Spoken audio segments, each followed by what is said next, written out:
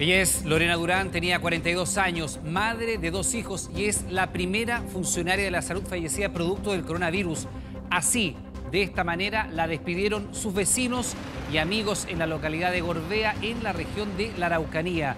Trabajaba en el consultorio Las Tarres de esa comuna y estuvo más de 30 días hospitalizada en Temuco. Lamentablemente, su lucha no bastó. Su estado de salud se complicó y falleció anoche. Hasta el día de hoy, en la madrugada, estuvo conectado al ventilador mecánico y grave. Nunca pudo salir de su estado de gravedad y bueno, intentó luchar por su vida todo este tiempo, pero Dios quiso otra cosa para ella. Para nosotros como trabajadores de la atención primaria es un golpe duro porque el sentimiento de desprotección e inseguridad es una constante en muchos de los equipos de salud pública. El Ministerio de Salud informó hoy un cambio en la forma de contabilizar los pacientes confirmados de coronavirus. Además de los contagiados habituales, agregaron otro conteo que suma a las personas asintomáticas que dieron positivo en el test de PCR. La decisión implica un aumento. Salud. Al inicio de la jornada, los obreros se negaron a entrar, decidieron paralizar la faena porque dentro de la obra había un brote de COVID-19 con 5 confirmados. Uno se confirmó hace poquito y es mi compañero de trabajo. Yo creo que también estoy contagiado. Primer caso positivo en la construcción de este edificio de 7 pisos se confirmó el miércoles de la semana pasada. El jefe de enferraduras fue el primero, luego un administrativo y así se fue contagiando el resto. La razón que los motivó a parar es que uno de los obreros que aún está trabajando en esta faena es hermano de uno de los que dio positivo. La única solución que dieron que nos iban a tomar la temperatura y que siguiéramos trabajando. ¿Saben que voy a hacer las denuncias? Me dijo, hace todas las denuncias que queráis. Dije, sí, voy a hacer las denuncias. Y ahí sale con esto. Yo estoy trabajando acá y a mí no se me ha hecho una charla. El mayor temor, dicen, es que en las áreas comunes no se respeta la distancia social. Había hacinamiento en los comedores, había hacinamiento en los camarines, el terreno cero cuidado. 6 mesas para 60 personas, hay que por turno. Hoy nos bañamos todos juntos en 6 duchas. O sea, ¿qué medidas tenemos de seguridad? Hay trabajadores que se enteraron recién que habían casos de COVID. Yo recién el día vengo a informar que esta hora estaba contagiado, si no, no habría entrado a trabajar aquí. La Seremi de Salud, Paula Labra, llegó al lugar a constatar la denuncia y a chequear el cumplimiento de las medidas sanitarias. Pudimos constatar que la obra implementaron los protocolos correspondientes respecto a lugares de trabajo que se han recomendado desde el Ministerio. Por lo tanto, estas personas, todos los confirmados y también sus contactos estrechos, están cumpliendo su cuarentena como corresponde. De las dudas y el temor de algunos obreros que manifestaron haber sido contacto estrecho de los casos positivos, la Seremi aclaró que hay ciertos requisitos. Contacto estrecho son las personas que habitan en el mismo lugar con un caso positivo o que han estado por más de 15 minutos cara a cara a menos de 1 metro de distancia sin las mascarillas. Eso es la definición de contacto estrecho. Tras la inspección, la Dirección del Trabajo y los fiscalizadores no realizaron observaciones. La Seremi de Salud está estudiando abrir un sumario por algunas pequeñas anomalías detectadas al interior de la obra. Los trabajadores acaban de decir que las condiciones son adecuadas, si no la obra hubiese quedado paralizada y tendría un letrero afuera que dice paralización. Además de sanitizar por segunda vez, la empresa realizó un nuevo levantamiento de todos los casos que pudieron haber tenido contacto con los positivos. Solo 3 fueron trasladados hasta la Mutual de Seguridad para practicarles el examen PCR. Hay 3 que presentaron síntomas y uno de ellos es hermano de un paciente positivo de COVID-19. Por eso los 3 están adentro en aislamiento y se acaba de personal la Seremi para determinar las condiciones en que le va a quedar la obra, sobre todo. ¿Ahora dónde te llevan? A hacer el examen, a la ASH. 11 permanecen en cuarentena y están siendo monitoreados. La intención de la empresa era hacerle examen a todos los trabajadores, pero hasta hoy eso no era posible sin tener los síntomas. Otra preocupación que manifestaron los obreros es el pago de su sueldo y el temor a ser despedidos. Pero la empresa dijeron que en caso de resultar positivo o de hacer cuarentena preventiva por contacto estrecho, podrán hacer uso de su derecho a licencia médica. Un positivo balance hizo el gobierno del plan para asegurar a las familias el acceso a los servicios básicos de luz, de agua, de telecomunicaciones también durante la pandemia. El denominado Plan Solidario ha permitido que más de 100.000 hogares puedan suspender temporalmente el pago de estos servicios mientras dura el estado de catástrofe. Buenas tardes, atiende Luis Bueno. ¿Con quién tengo el gusto de hablar? Buenas tardes, usted habla con la señora Margarita. Y quiero saber, soy una persona adulto mayor, y quiero saber si tengo beneficio, si puedo optar al beneficio de dejar de pagar el agua. Dejar de pagar por un tiempo la cuenta del agua sería una gran ayuda para doña Margarita. A sus 68 años, su hogar en los tiempos del coronavirus se ha hecho más difícil de sobrellevar con su escasa pensión. No alcanzan a hacer 150.000 pesos. Y el arriendo me sale 120. Sobrevive dando almuerzos y 2 veces a la semana tiene un puesto en la feria libre de su barrio, pero el COVID bajó la clientela y eso la tiene aproblemada. Porque en realidad no puedo salir a trabajar a una casa a hacer aseo. Una por la edad y por la salud. ¿A usted le beneficiaría, por ejemplo, dejar de pagar el agua por un par de meses? Por supuesto, por supuesto. Y es por ello que llamó a Aguas Andinas para saber si cumplía con alguno de los requisitos para postergar el pago de este servicio básico. El 40% más vulnerable, adultos mayores de 60 años y personas que acrediten desempleo desde el 1 de marzo. Se va a suspender el corte del servicio de electricidad por atrasos en el pago de las cuentas. Fue el 27 de marzo pasado cuando el presidente Piñera anunció este plan para asegurar a las familias más vulnerables el acceso a los servicios básicos durante la pandemia y que incluye los servicios de electricidad, telecomunicaciones y agua potable, al que le interesa postular a doña Margarita. Hemos recibido 19.911 solicitudes de este beneficio. 60% de esas solicitudes, casi 12.000 familias, 12.000 clientes ya han sido aprobados. Hay algo más de 6.000 que están en evaluación. En la casa de don Carlos, el único ingreso familiar del hogar es la pensión que recibe su madre de 90 años, poco menos de 200.000 pesos. Él la cuida y además trabaja de vendedor ambulante, pero la venta está mala. Trabajo en eventos, todo lo que es evento, en el PER, sacar los morros y no podemos trabajar en nada, malo, porque la gente, ya no hay persa, no hay feria. Don Carlos es parte de las 69.000 familias que hasta la fecha han solicitado postergar el pago de la electricidad.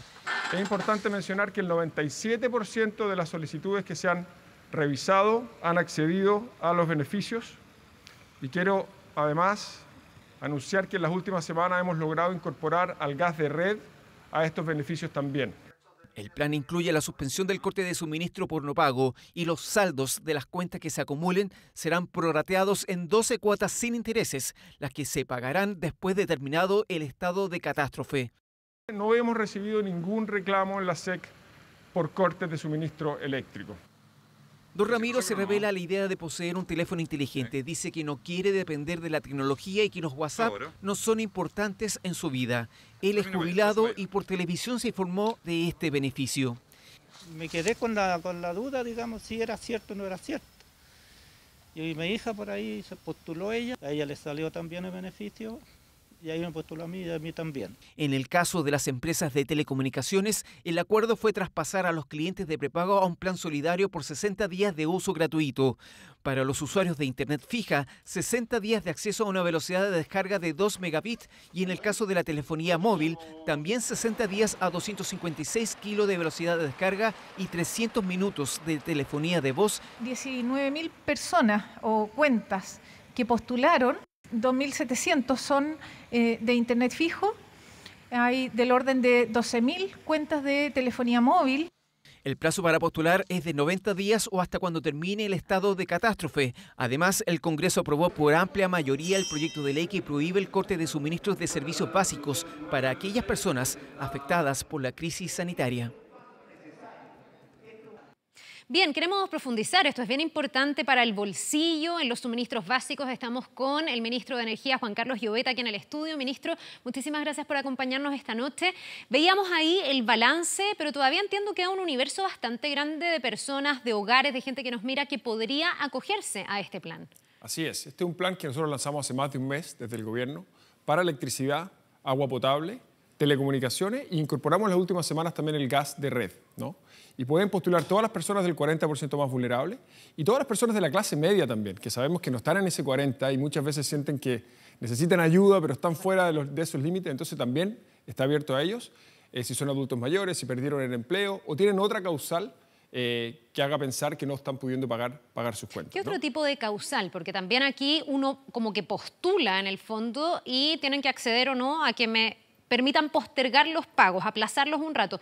¿Qué otra causal podría haber? Aparte de haber perdido mi empleo, por ejemplo. Sí, puede ser. Por ejemplo, gente que esté cumpliendo una cuarentena muy severa. A lo mejor hay alguien que le diagnosticaron la enfermedad, el coronavirus, y está impedido de salir de su casa, no tiene cómo pagar, no tiene cómo generar ingresos, también puede postular. Hay personas, por ejemplo, que pueden tener alguna discapacidad que le impide moverse, también pueden postular. O sea, la idea aquí es que nadie que necesite el beneficio lo pierda, pero también es importante, Carla, decir que la gente que podemos pagar las cuentas, lo sigamos haciendo, ¿no? Porque para que el suministro siga fluyendo, la electricidad siga funcionando, el gas, etcétera, es importante que los que podemos pagar lo sigamos haciendo. Pero Ministro, nadie que necesite el beneficio va a quedar fuera. Dejemos bien claro, esto no es un perdonazo, no es una condonación, esto es la posibilidad de aplazar pagos y reorganizar las cuentas. ¿En cuánto tiempo más, si yo ahora pido acogerme a esto, voy a tener que empezar sí o sí a pagar el suministro, ya sea de la cuenta de la luz, del agua, de todos los servicios básicos que están incluidos? Sí, la idea es que se suspenda el pago por alrededor de 3 meses, ¿no? O lo que dure el estado de catástrofe, y después de esos 3 meses se van a prorratear las cuentas acumuladas en 12 cuotas iguales, o sea, en el año siguiente sin intereses ni multa, ¿no? Esa es la idea. Ya, o sea, me va a salir un poquitito más caro que lo que me salía eventualmente la cuenta de la luz, por ejemplo. Exactamente, pero el beneficio más importante es que yo, aunque no pague la cuenta esos 3 meses, no corro el riesgo que, como pasa en tiempos normales, eventualmente la compañía me pueda cortar el suministro. ¿Están obligadas las compañías a no cortar el suministro? ¿Eso es algo que ya ahora, cuando hay gente que no ha podido pagar, se ha producido o no se ha producido? Sí, nosotros en el sector eléctrico no hemos tenido ninguna sola denuncia de alguien que le hayan cortado el suministro eléctrico. Aquí ha habido cierta confusión porque nosotros logramos un acuerdo muy rápido con las compañías para ofrecer estos beneficios. Y mucha gente pensó que como era un acuerdo voluntario, después era voluntario cumplirlo. Y eso no es así. Es verdad que llegamos a un acuerdo voluntario con las compañías, pero una vez que ellas accedieron a entregar los beneficios, es obligatorio cumplirlo. Y la superintendencia está fiscalizando que las compañías lo cumplan y las personas que postularon tienen todos los requisitos para postular a los beneficios y no lo están recibiendo, pueden contactar a la SEC en el caso del sector de energía para que la SEC fiscalice y sancione a las compañías que no están entregando los beneficios. Ahora, respecto del corte del suministro en estos servicios básicos, hay un poco de confusión, creo yo, porque usted me dice que esto está vigente y que ahora las empresas no deberían cortar el suministro y que de hecho no han recibido reclamos en la materia. Pero recién hoy día en el Senado se acaba de aprobar un proyecto que va a tener que ser revisado en segundo trámite, donde lo que se pide o lo que se legisla es que no se pueda cortar el suministro. ¿Se está legislando? ¿Es algo que está en veremos todavía? ¿O desde ya no corresponde que me corten el suministro si no pago? Sí, le agradezco la pregunta porque esto ha generado mucha confusión. Nosotros hace un mes, el 27 de marzo, anunciamos este paquete de medidas, el que acabamos de describir, y las personas que accedan a este paquete de beneficios no les van a cortar el suministro. Y como digo, en el sector eléctrico no le han cortado el suministro a nadie y lo mismo está pasando en agua y otros servicios. ¿Eso es un compromiso, en el fondo, que se hizo con el gobierno por parte de las empresas? Sí, no solo un compromiso. Nosotros, una vez que llegamos a este acuerdo con las compañías, les pedimos a las compañías que pusieran esos planes por escrito frente a la superintendencia. Y eso lo hace fiscalizable. La superintendencia puede aplicarles multas a las compañías si no lo cumplen. Ahora, Ministro, pero perdón, ¿eso es para quien se acogió a este plan y por lo tanto entró en el acuerdo para postergar los pagos? ¿O es también para gente que acarreaba deudas de antes y que no necesariamente se acogió al plan? El plan considera que las personas que traían deudas históricas de hasta 10 UF, o sea, 280 y tantos mil pesos, deuda bastante grande, pueden acogerse a este plan. Ya. Pedirles que le repongan el servicio, porque si tenían una deuda tan grande en general, les habían cortado el servicio antes, y esos 280 mil pesos o lo que sea hasta ese límite, también entran en este régimen de 12 cuotas sin interés. Perfecto, entonces, pero si yo dejo de pagar el próximo mes y no me he acogido al plan, ¿me pueden cortar el servicio si pasan 2 meses o 3 meses el plazo, digamos? Eventualmente sí, Carla, pero las compañías saben que en esta circunstancia la idea es no cortarle el suministro a nadie. Pero el plan busca precisamente que las personas que no tienen capacidad de pagar puedan postular al beneficio para evitar que les corten el suministro. Pero como le digo, para la gente que nos está viendo, en el sector eléctrico a nadie le han cortado la luz. Yo estoy monitoreando eso todos los días y no tenemos ni una denuncia en todo el país. Y tenemos 6,5 millones de hogares conectados a la red eléctrica. Así es que tranquilidad a las familias que nos están viendo. Y otra cosa que es importante, que la gente no tiene por qué saberlo. En periodos normales, la ley lo que establece es que si yo dejo de pagar una boleta de la luz, la compañía tiene la facultad de cortarme el suministro recién 45 días después que yo dejé mi primera boleta impaga. ¿Bien? Digo eso porque hay gente que a lo mejor no pudo pagar su cuenta la última semana, las últimas 2 semanas, no ha podido postular o el call center no le han respondido todavía. Hay tiempo para hacer esto. No hay que hacerlo al día siguiente de que uno dejó de pagar. Hay tiempo razonable, las compañías están dando todas las facilidades. Nuestro objetivo como gobierno es que nadie, en este momento tan difícil en que los niños están en la casa haciendo tareas, en que estamos todos pasando más tiempo en la casa, trabajando muchas veces de la casa, que nadie se quede sin suministro eléctrico, de gas, de telecomunicaciones y de agua, el agua que también es tan importante en este tiempo. Ministro, respecto de la energía, ustedes tienen un balance, llevamos poco, por cierto, de esta pandemia, desde marzo ya se profundizó ese llamado a quedarse en casa. ¿Ustedes han podido evaluar cuánto se ha encarecido, por ejemplo, el servicio, las cuentas para las personas? Muchos dicen, estoy mucho más en mi casa, evidentemente la cuenta de la luz, que es su cartera, me subió. ¿Hay un balance de eso? No tenemos datos, un balance global, ¿no? Pero tenemos sí información de algunas familias en que como están pasando más tiempo en la casa y más personas, la cuenta de la luz ha subido, ¿no? Eso está pasando en los hogares. Nuestra recomendación, aparte de que nosotros estamos ofreciendo estos beneficios para facilitarle a las personas pagar esas cuentas en el futuro, nuestro llamado también es a la eficiencia energética, que son pequeñas cosas que podemos hacer en las casas, que los niños no estén constantemente abriendo y cerrando el refrigerador, que es lo que más consume energía, el lavado de ropa con carga completa, ampolletas LED, son pequeñas cosas simples, apagar las luces, ¿no es cierto?, que permiten ahorrar un poco en la cuenta y evitar que el consumo suba mucho porque estamos más tiempo en la casa. Ahora, entiendo que igual hicieron un esfuerzo ahí para que no se cobre la hora punta, que es algo que se hace en invierno. No sé si eso ya rige en esta época del año, a ver si me lo puede aclarar, para que no haya este sobreconsumo que hace que las cuentas suban bastante. Claro, en años normales nosotros, en el sistema eléctrico, hace muchos años, esto es una cosa muy antigua, hay un precio más caro de la energía que uno consume sobre cierto nivel, ¿ya? Porque en el invierno en general, en las noches, cuando todos consumimos energía al mismo tiempo, entonces nos fuerza a tener un sistema eléctrico muy grande para atender unas pocas horas al año, ¿no? Entonces, para desincentivar eso, lo que hay es esta regla en que la energía es más cara a partir de cierto umbral. Pero lo que nos pareció razonable hacer era, por las circunstancias que estamos hablando, que son circunstancias especiales, eliminar ese recargo de invierno que se llama, para que las familias que superen ese umbral no paguen un precio más alto de lo que pagan por el resto de su vida. O sea, uno no debería ver ese salto que habitualmente ve en invierno. ¿Y eso ya está vigente ahora? ¿Ahora ya se debería haber dado ese salto? Sí, desde abril ya está vigente ese beneficio. Ya, esa es otra buena noticia. Última pregunta, ministro, es súper práctico. Gente que nos está viendo dice, ¿cómo accedo a este plan? ¿Cómo lo hace? Sí, tienen que contactar cada uno a sus compañías. A su compañía de electricidad, de agua, a su compañía de telecomunicaciones. ¿De gas? O a su compañía de gas de red, ¿no? En general, las cuentas, si no saben cómo contactarlo, en general la cuenta tiene la información de contacto y puede ser call center, porque alguna gente en la mañana me preguntaba, ministro, a lo mejor los abuelos les cuesta más el internet o las páginas web. Puede ser por teléfono. En general le pedimos a todas las compañías, y casi todas lo tienen habilitado, número 800 gratuito, o las páginas web. Entonces, a las páginas web y el call center. Y en general, yo le pedí a la SEC, entre paréntesis, que le exija a las compañías responder las solicitudes en 5 días, ¿no? Perfecto. Entonces, teléfono o páginas web, y en 5 días debieron tener una respuesta. Y si la respuesta no es satisfactoria y las personas piensan que cumplen con los requisitos, pueden contactar a la SEC para que la SEC le ayude a resolver el problema. Perfecto, ministro Llobet. Muchísimas gracias por habernos acompañado. Gracias a ustedes por el tiempo. Que le vaya bien. Buenas noches. Bueno, este miércoles abrió el mall Santa Filomena de Patronato y las preguntas surgieron de inmediato. ¿Se puede ingresar a todos los locales? ¿Qué medidas sanitarias se han tomado? ¿Está permitido, por ejemplo, probarse la ropa o los zapatos? Y no es el único centro comercial. Apumanque también se prepara para recibir clientes en esta época de pandemia. Miniso es una de las 50 tiendas del mall Paseo Santa Filomena. Su especialidad, trajes de fiesta, los que hoy están en bodega. Los maniquíes solo visten ropa de temporada luego que la crisis del coronavirus obligara a un giro. En la cuarentena, sus dueños vieron una oportunidad y hoy ofrecen un llamativo producto. Los rompecabezas en 3D que estamos comercializando, porque de hecho un poco lo reinventamos según lo que está pasando en la contingencia, y eso nos ha ayudado mucho para un poco a paliar este tema del problema económico que estamos teniendo actualmente. El mall Paseo Santa Filomena de Patronato abrió sus puertas bajo exigentes medidas sanitarias. Fantástico. Que sean medidas de seguridad preventiva para cuidarnos entre todos, eso es. Nos midieron con ese aparato para ver si teníamos fiebre. Control de acceso, dispensadores de alcohol gel, sanitización cada 2 horas en la entrada de los locales y una cada 24 horas en el recinto es lo que se implementó. Se toma temperatura y la gente que presenta más de 37 grados, tiene 37,5, tiene que no se le permite la entrada y se activa un protocolo donde se llama a carabineros y a la autoridad sanitaria.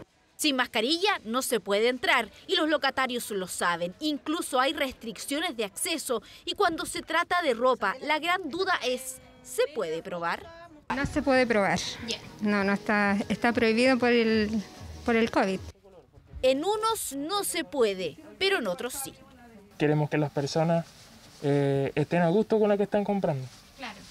Entonces, por eso, de hecho, tenemos un probador y se pueden probar tranquilamente. Es algo innato de uno, a lo mejor uno muy descuidado en todo caso, debería andar con guantes. En el sector oriente, el vamos a la reapertura lo dará el Mall Apumanque. En un plan piloto atenderá a público solo este jueves, desde las 10 hasta las 17 horas. Hoy solo los locatarios regresaron y Denise se prepara para atender en su zapatería. Si se lo quieren probar, nosotros le vamos a pasar el producto conservando una distancia. Ellos solamente van a poder manipular el producto que se van a probar. Y una vez que ellos me ingresen el producto a mí, eso se cierra, se deja en un lugar apartado y después se sanitiza a final del día. 365 tiendas, prácticamente todas pymes, son las que abrirán. Las medidas sanitarias también son extremas y solo podrán circular 1.100 personas al mismo tiempo. Vamos a evaluar bien y en base a eso vamos a conversar con el resto de los centros comerciales y queremos ajustar qué resultó bien, qué resultó mal, que nos digan también. ¿Qué ocurre con el retail? En la asociación gremial dicen que no es el momento para abrir aún. Pedirle a los trabajadores que vuelvan a trabajar justo cuando se va a generar el pic no es lo ideal. Y la última condición es que hay un trabajo coordinado entre los centros comerciales, el gobierno y los operadores. Como todo está sujeto a evaluación, en el Ministerio de Economía explicaron que uno de los criterios sería los metros cuadrados, que vayan operando de menor a mayor capacidad. Ya comenzó la apertura gradual y sanitariamente responsable. Hay más de 400.000 personas que trabajan en los distintos centros comerciales de nuestro país, muchos de ellos en pequeñas y medianas empresas.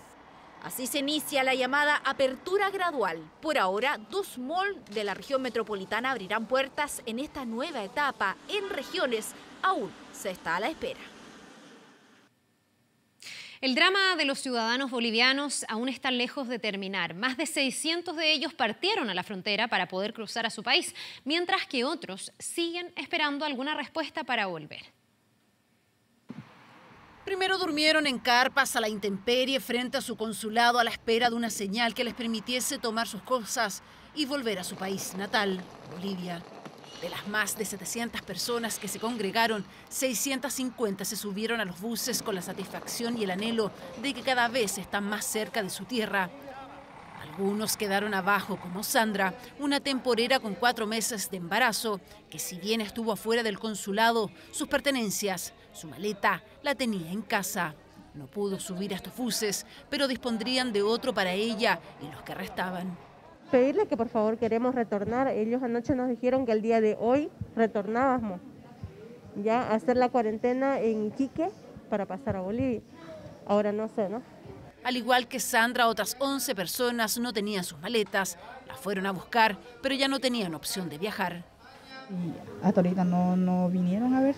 Oye, pero no hay más buses. No hay más buses. Solamente aquellos que lograron subirse en el día de ayer. Eso, entonces nos informaron mal porque ellos nos dijeron, nos aseguraron que iba a haber el bus para hoy día. Situación lamentable para ellos y decenas de bolivianos que este miércoles seguían llegando con la esperanza que los ayudaran a viajar. Que ya está lleno, que no nos van a dejar entrar. ¿Tú venías con la posibilidad de ver si podías volver a tu país o no? Sí. Los que alcanzaron a inscribirse realizarán una cuarentena en la comuna de Providencia y Las Condes. Otros quedaron sentados literalmente en la calle. Porque los compatriotas estaban saliendo de acá, por eso nos animamos a venirse, a no ser salir esta noche, no sé. Lo que ocurrió con este grupo de extranjeros que pernoctaron afuera de su consulado y que lograron viajar a Iquique fue catalogado por el intendente de Santiago como algo excepcional. La frontera de la región de Tarapacá no se va a volver a abrir y la frontera con Bolivia mientras el país vecino no lo quiera, no va a abrir la frontera. De hecho, la determinación de trasladarlos y realizar una cuarentena preventiva en Iquique trajo polémica en las autoridades de la zona. No pueden tomar decisiones nuevamente a nivel central sin ni un tipo de consulta, sin ni un tipo de aviso, sin saber la realidad de lo que vivimos en esta región. Yo le debo garantizar a la ciudadanía tarapaqueña que esta gente no va a circular por la vía pública ni a estar en contacto con ustedes. De hecho, estos no son los únicos bolivianos que desean retornar a su país. Desde Antofagasta, 227 llegaron hoy a la frontera después de cumplir con 14 días de cuarentena. Otros 160 deberán viajar el fin de semana, 100 más la siguiente.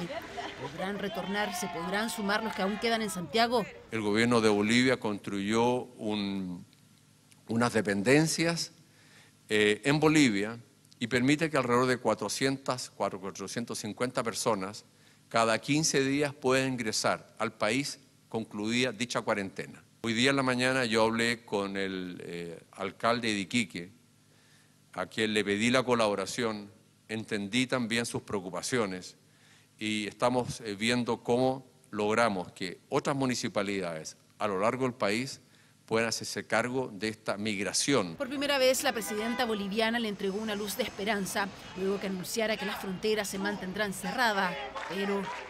Primero, cierre de fronteras, tanto aéreas como terrestres y fluviales, salvo para los bolivianos que regresen.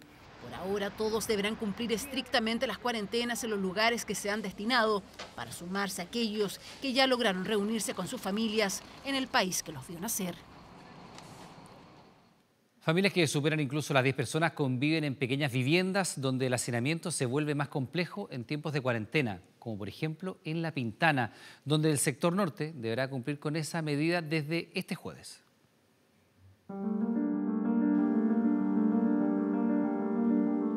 Vivimos en hacinamiento, tenemos poco espacio, los niños se aburren. Cecilia nos recibe en su departamento de 40 metros cuadrados, que cuenta con living comedor, un baño y una habitación. Amplió otras dos, 23 años viviendo en La Pintana, hoy con 11 personas. Estamos todos aburridos porque imagínense si salimos a dar vuelta por aquí nomás y caminamos aquí, entre las 4 paredes, que son tan chicas.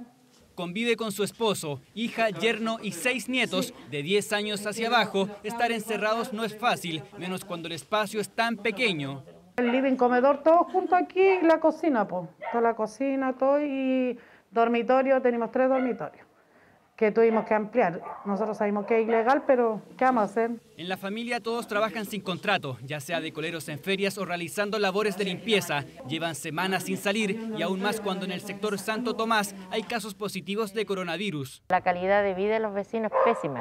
El hecho de tener contagios de COVID para nosotros es gravísimo. Donde hay familia, la mínima que tú puedes encontrar son de 5 integrantes. Y en otras tenemos hasta más de 15. En la Villa San Alberto viven 336 familias, reunidas en 7 bloques, en total más de 1.700 personas. Con autogestión sanitizan día por medio el sector. Los contagiados serían personas sobre 30 años hasta adultos mayores. Cosa que no les falte nada a ellos, se les deja en la puerta, ¿me entiendes tú? Lo que ellos necesiten, nos pasan un papel, va el vecino que le corresponde ir a comprar, va todo cubierto como corresponde, y se le golpea y se le deja su alimento que ellos necesiten. Viajamos a una villa distinta, donde el hacinamiento es el mismo, sector San Francisco Norte. En la casa de Diana viven 6 personas, la recibió hace más de 3 décadas. Eran 40 metros cuadrados, pero amplió a más del doble tras años de ahorro. Es complicado, a veces los genios están medio alterados por el hecho de estar todos encerrados en la casa. De a poco hemos podido ir ampliando nuestra casa para poder vivir mejor, pero hay vecinos que no. Porque la realidad puede variar incluso de un pasaje a otro. Así nos cuenta Nancy, jubilada de técnico paramédico y presidenta de la Junta de Vecinos San Francisco 3, pero además de las adversidades, acusa nula conciencia. Aquí van en familia a la feria, entonces, y andan todos unos pegados al otro, tampoco se respeta. En la noche hay vehículos a las 3 de la mañana, gente paseándose. Aquí hay gente que pone música en la noche, hasta tarde, hace fiesta en la noche. Y yo creo que por eso a nosotros nos pusieron la cuarentena. que comienza este jueves a las 10 de la noche. Será en el sector norte de La Pintana, desde Avenida El Observatorio. Y es que la comuna tiene 195 casos confirmados según el MinSal, siendo Santo Tomás el más complejo. Hay ampliaciones ilegales, pero necesarias, aseguran. De lo contrario, el hacinamiento sería aún más evidente. Es gente que trabaja el día a día. La gente que trabaja en construcción tiene que cumplir cuarentena sin goce de sueldo. No pueden hacer realmente la cuarentena ellos, porque hay dentro de una casa hay 2 o 3 familias.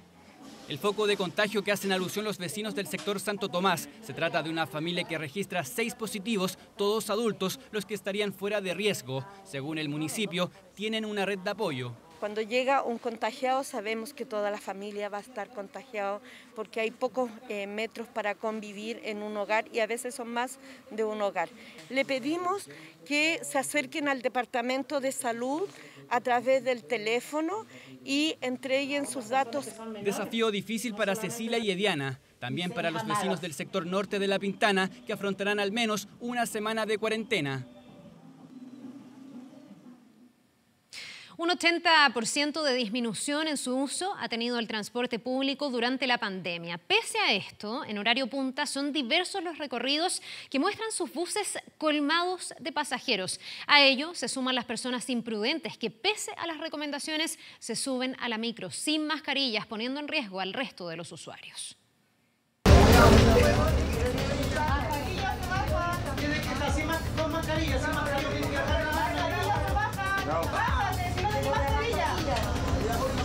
Hay gente muy... no piensa, no tiene conciencia de nada. Pero hay que tener un mínimo de respeto con la gente que va al lado. Temor, molestia, preocupación. Los buses, como siempre, son termómetro de una sociedad que vive días complejos. El coronavirus se instala como una amenaza para quienes salen de su casa, pero también para quienes se mueven por un sistema de transporte que ha vivido su prueba más difícil durante esta crisis. 6:30 de la mañana y frío y aún está oscuro en la primera parada de buses de Puente Alto. Aquí confluyen los recorridos 210, 213 y otros que conectan la capital por la avenida Vicuña Maquena. Buses que en horario punta habitualmente se llenan de pasajeros, pese a la baja del 80% de afluencia durante la pandemia. La 210 ¿Ya? y la 221 en el camino se va llenando. Peligroso eso, ¿no? Sí, porque uno no puede ir separado, asientos separados, hay que ir todos juntos. Esta es la micro que tomo yo, ¿eh? Esta, la 221.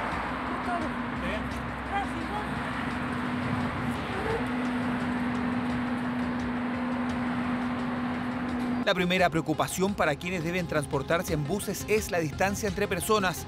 Ni en paraderos, ni menos al interior de las micros se respeta el espacio recomendado. Es evidente que es muy difícil lograrlo, por eso la molestia y el temor al interior de un medio que puede ser foco de contagio. Como se llena así, hay como 3 o 4 que no usan mascarilla y algunos van tosiendo y uno se preocupa, todos se miran. Puente Alto hay mucha gente, no sé si están respetando la cuarentena en ambos lados, pero las micros se llenan igual, la 210 y la 213. Al existir hacinamiento y al operar el transporte público en condiciones de hacinamiento, ese riesgo es un riesgo existente y es una situación que puede producirse, el contagio a través de contacto en el transporte público. En ninguna parte se ha impuesto como obligación la distancia social, porque dentro de un vehículo es muy difícil hacerla obligatoria. Estamos reforzando servicios de buses, por ejemplo, durante las horas punta, para disipar un poco la densidad dentro de los vehículos. Por eso la importancia de las medidas que toma cada persona y también las empresas que prestan los servicios. Es que normalmente la gente sube por la segunda puerta para evitar el contagio, digamos, hacia el conductor. A todas las personas, a todos aquellos trabajadores que estén en los grupos de riesgo fueron enviados a sus casas. Comenzamos con un fuerte trabajo de sanitización de terminales y también de sanitización de buses. Pero ¿qué pasa cuando no todos respetan las medidas y menos el límite entre lo recomendado y lo peligroso?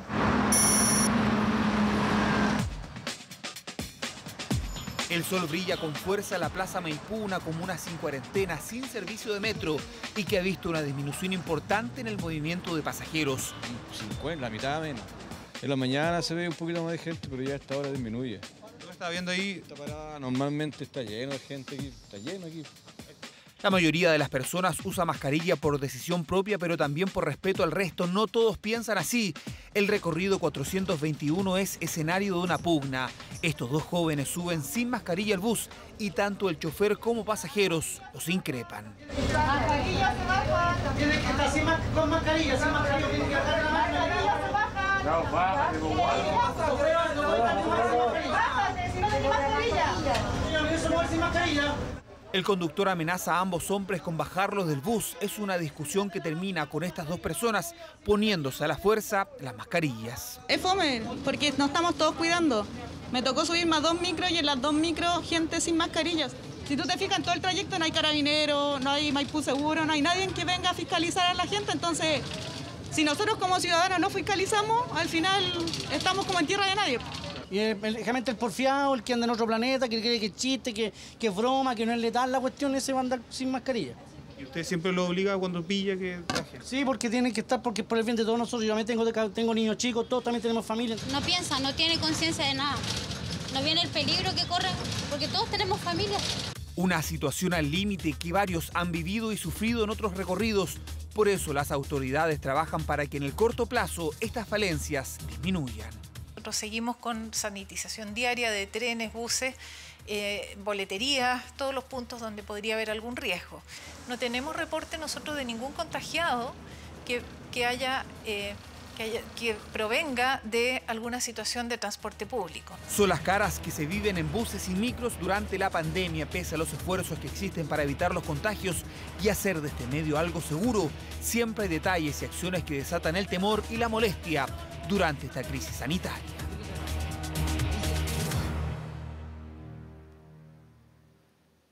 Crece la atención internacional por el cuestionado manejo de China de la pandemia que ya ha matado a más de 218.000 personas. Australia se sumó a la petición de una investigación sobre el origen del coronavirus. ¿Cómo y cuándo surgió el coronavirus que aterra al mundo? Los interrogantes que empezó a plantear Estados Unidos sobre el manejo que China le ha dado a la pandemia y que luego fueron secundados por líderes europeos, ahora llegan al continente oceánico.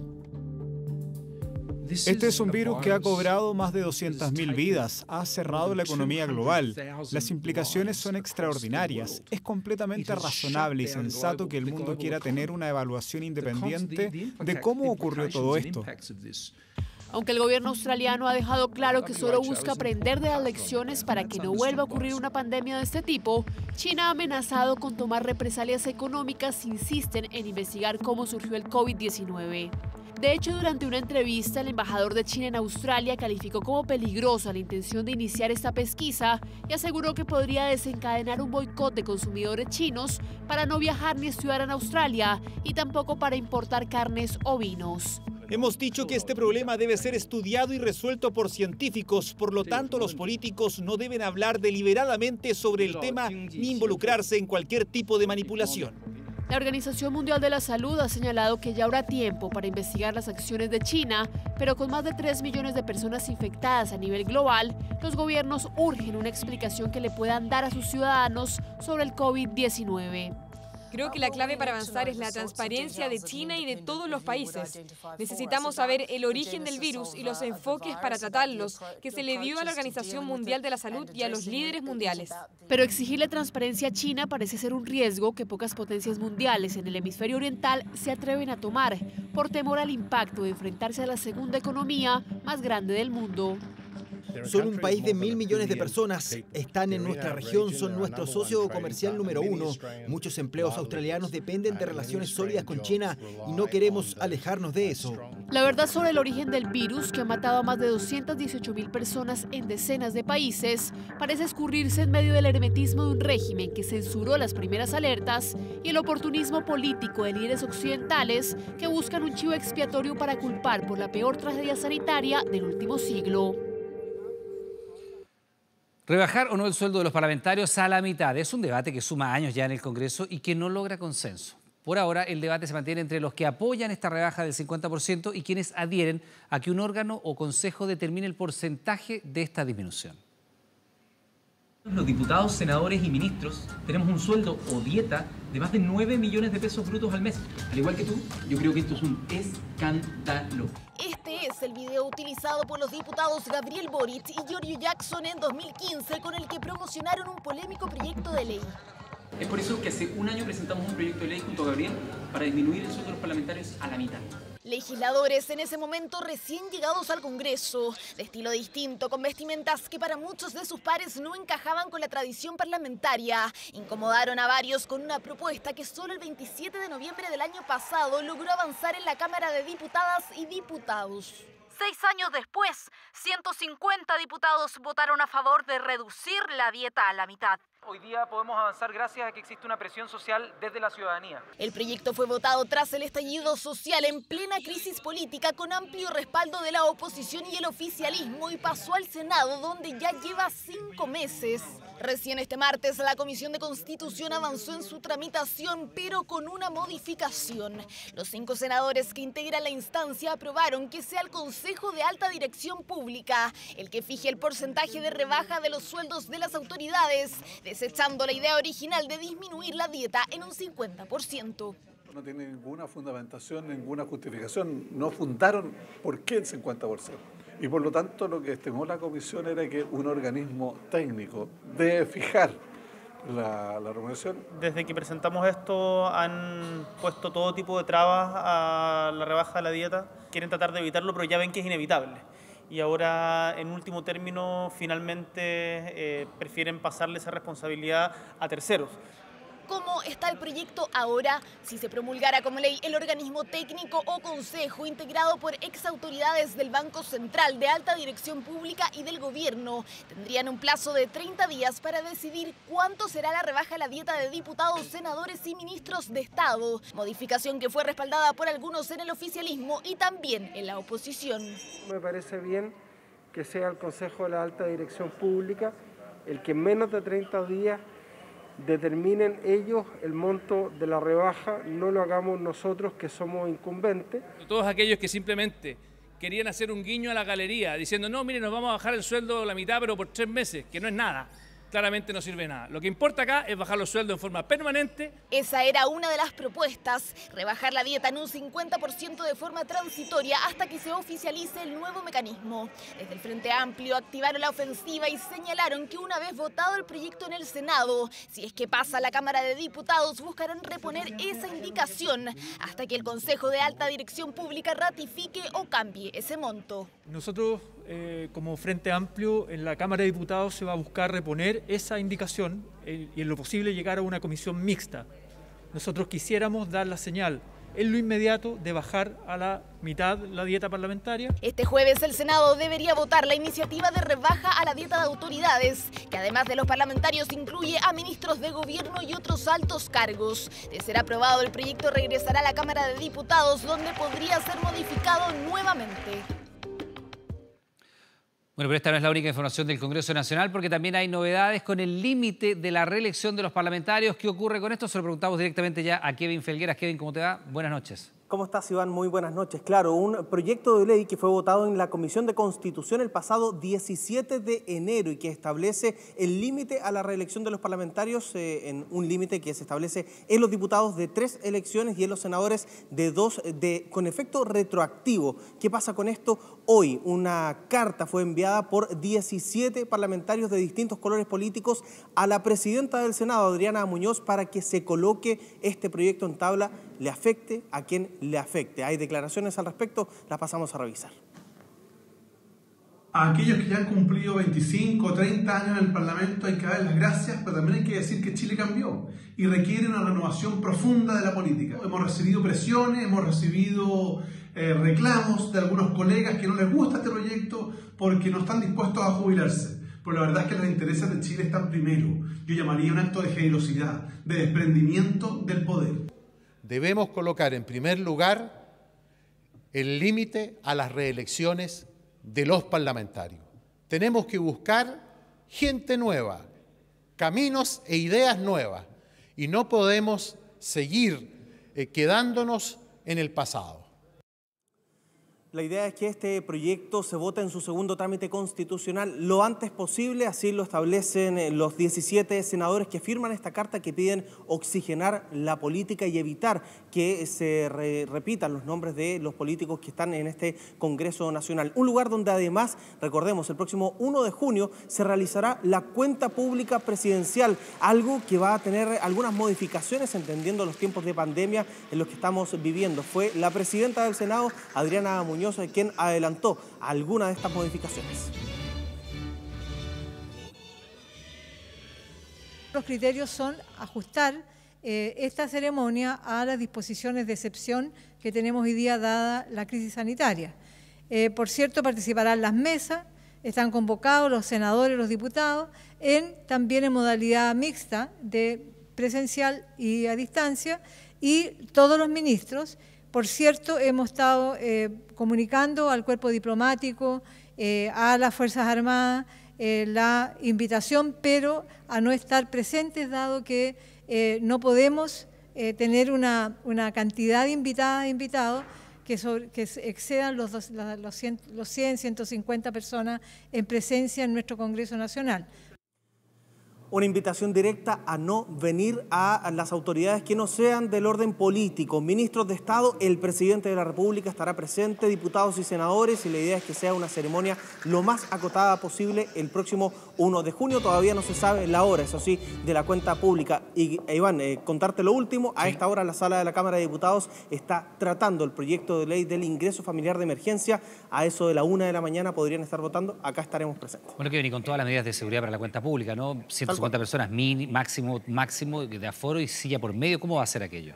Sí, están justamente realizando algunas pruebas de cómo se va a instalar el Salón de Honor. Vimos durante esta jornada que sacaron muchas de las sillas y están realizando ahí cómo va a ser el set donde el presidente de la República va a realizar esta cuenta pública, que por cierto va a ser bastante especial en tiempos de pandemia. Kevin, muchas gracias. Buenas noches. Buenas noches. Los resultados comparados de PCR indican que la curva epidemiológica se ha convertido en una meseta en relación a los nuevos infectados. ¿Entendió realmente todo lo que dije? Una parte, a lo mejor. Bueno, todos estos conceptos hoy son muy utilizados por la presencia del coronavirus, pero ¿qué significan realmente? Ponga atención. Protocolos de identificación de casos sospechosos. Exámenes PCR. Ventilación mecánica. El virus SARS-CoV-2. El tocilizumab. En cuarentena preventiva. Mascarilla N95. Son las palabras que más escuchamos últimamente. Convivimos con nuevos conceptos que vamos sumando a nuestro diccionario cotidiano. ¿Pero sabemos realmente qué son? Vamos a contestar estas preguntas y definir algunos conceptos. Por ejemplo, ¿sabe usted lo que es esto? No se ve. Ahí sí. Es una infección. Es como un bicho microscópico.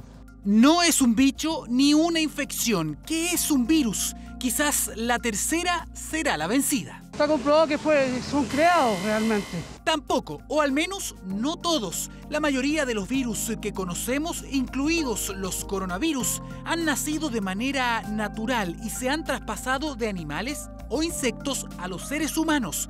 Bueno, intentemos una última vez. ¿Qué es un virus? Un virus es un agente que afecta, ya puede ser de tipo invasivo o no invasivo, que puede afectar a las personas. Mucho mejor, incluso más. Los virus son microorganismos minúsculos. Son tan pequeños que hasta un espermatozoide es 2000 veces más grande. Es importante recalcar que los virus no están considerados como organismos vivos. Esto debido a que no tienen una capacidad de replicarse a sí mismos, como por ejemplo lo puede tener una bacteria. El SARS-CoV-2 es el mejor ejemplo. Se trata de un simple envase de proteínas que recubre una partícula de ADN en su interior. Su única misión es secuestrar las células porque... Al infectarlas, las obligan, mediante la inyección de su material genético, a producir más partículas virales y así reproducir al patógeno y la enfermedad. Y eso nos lleva al siguiente concepto. Estoy enferma, que me enfermé, que me infecté, que no sé, por este mismo caso ahora del coronavirus, que ya soy parte de la misma gente que está enferma. eso pasa a nivel celular. Una vez más, la infección ocurre cuando la partícula viral logra traspasar la membrana celular. A medida que va entrando se empieza a desarmar. De esa forma el material genético del virus queda libre dentro de la célula y así el virus le entrega la instrucción a la célula para decir: usted ahora trabaja para mí, así que haga muchas copias de mí mismo, muchas copias del virus. Y en ese momento el virus ya podría ser detectado y para eso se utiliza un examen llamado PCR. ¿Sabe lo que es el PCR? No. Primera vez que lo escucho. ¿Sabes lo que es? No. Lo escucho todos los días. Incluso hoy día escuché al ministro y habló varias veces sobre eso. ¿Pero no sabe lo que es? Nunca he podido saber qué es lo que es. Un examen para detectar el coronavirus. Exactamente, PCR o reacción en cadena de polimerasa. En Chile se aplica a las personas con síntomas descritos para COVID-19. Es un método que nos permite amplificar una secuencia de ADN, de material genético, desde cantidades ínfimas a un nivel detectable por un usuario. Es por esto que la PCR permite diagnosticar en forma precisa la presencia del material genético de un virus, como el COVID-19, en una muestra de un paciente. Y del total de casos, una parte desarrolla la enfermedad. Pero en casi todas las oportunidades, el sistema inmune combate al virus generando anticuerpos. No sé, pues hasta la misma ropa puede ser anticuerpo. Es una autodefensa del organismo. Un anticuerpo es una proteína que se produce en los linfocitos B, ¿ya? En respuesta a algún agente infeccioso externo. En el caso del coronavirus se generan dos tipos. Primero, la inmunoglobulina IgM y luego la IgG. Son proteínas especiales que neutralizan a las partículas virales y las marcan para que las asesinas naturales las devoren. Cuando eso sucede, se puede considerar que el paciente es inmune, pero aún no se sabe por cuánto tiempo. Uno tiene que considerar al menos 3 aspectos para decir que la persona está recuperada. Uno es que esté libre de síntomas, ¿cierto? Segundo es que haya generado anticuerpos protectores de tipo IgG y que no haya replicación viral y por lo tanto el paciente no esté infectando. Y así llegamos al final del camino con un concepto que poco a poco va tomando forma, según la autoridad sanitaria.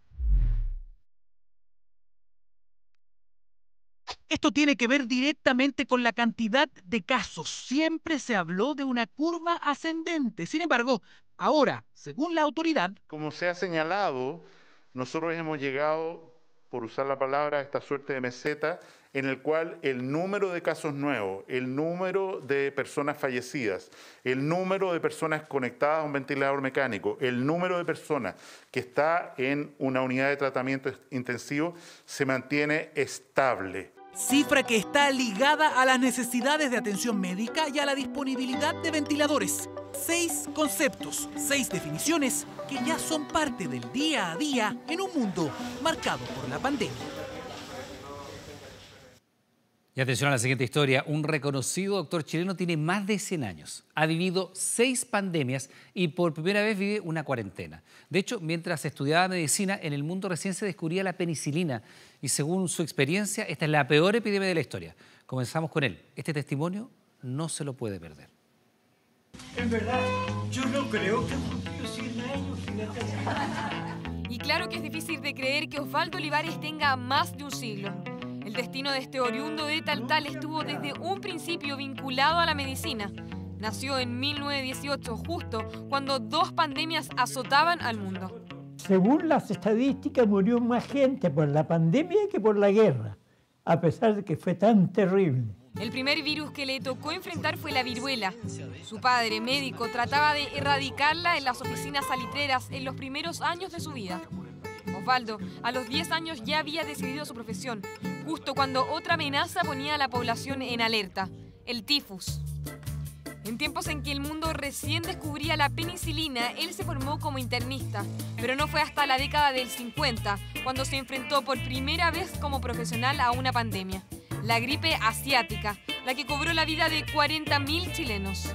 Ustedes no se imaginan lo que es estar en una en un servicio de urgencia y que lleguen centenares. No hay cómo atenderlo.